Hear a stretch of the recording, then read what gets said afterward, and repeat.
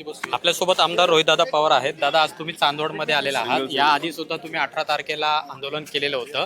त्यानंतर तुमच्या आंदोलनानंतर 3 रुपये 45 पैशांची वाढ कांदा उत्पादक ह्याच्यामध्ये करण्यात आलेली आहे। तरी सुद्धा तुम्ही आंदोलनावर ठाम असणार आहे। नाही, शेवटी शेतकऱ्याचं आंदोलन आहे। शेतकऱ्याला जर रस्त्यावर नाही उतरलं तर त्यांचे विषय कसे मार्गी लागणार। जेव्हा आम्ही 18 तारखेला आंदोलन घेतलं होतं, याच लोकांच्या बरोबर आणि शेतकऱ्यांच्या पाठिंब्याने एक आंदोलन संवादाचा कार्यक्रम ठेवला होता। आणि त्यानंतर कुठेतरी सरकारला प्रेशर आलं की नक्कीच जे शेतकरी आहेत ते चिडलेले आहेत।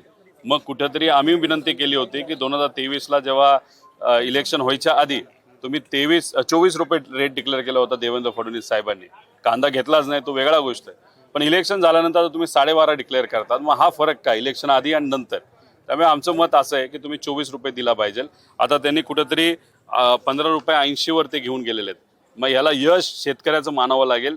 जे 18 तारखेला आम्ही जे आंदोलन तिथं केलं होतं आणि मग त्या यशानंतर आता शेतकऱ्यांच्या अपेक्षा सुद्धा वाढलेल्या आहेत, कारण का त्यांचा खर्च शेतकऱ्याचा 18 ते 20 रुपयाच्या आसपास आहे। त्यामुळे 24 रुपये मिळाला तर शेतकरी आमचा जगणार आहे, आणि जर ते 24 रुपये नाही मिळाला तर आमचा शेतकरी अडचणीत येणार आहे।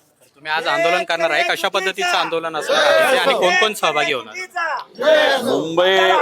मुंबई दिल्लीला जाणारा जो रस्ता आहे तो इथं असणारे शेतकरी मिळून आम्ही थांबवणार आहोत। त्याचं कारण असं की मुंबई झोपली, म्हणजे महाराष्ट्राचं जे कॅपिटल आहे, आपण ज्याला मोठं शहर म्हणतो, राजधानी म्हणतो, ते झोपलेलं म्हणजे सरकार झोपले महाराष्ट्रातलं, आणि केंद्रातलं सरकार झोपले म्हणजे दिल्लीचं सरकार।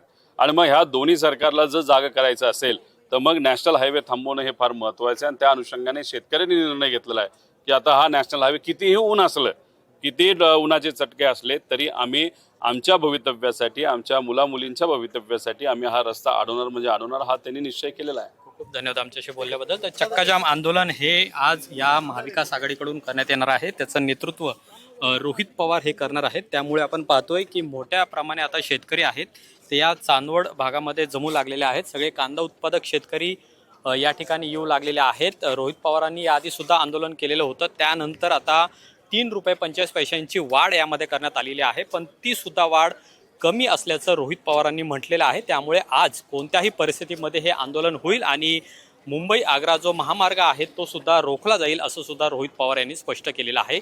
याचबरोबर या आंदोलनामध्ये महाविकास आघाडीतले प्रमुख नेते आहेत ते सुद्धा सहभागी होतील। त्यामुळे या आंदोलनाला आता कशा पद्धतीचा प्रतिसाद मिळतो हे सुद्धा पाहणं महत्त्वाचं आहे। कॅमेरामन रोहित वनकट्टेसह अमोल धर्माधिकारी, LS मराठी, चांदवड।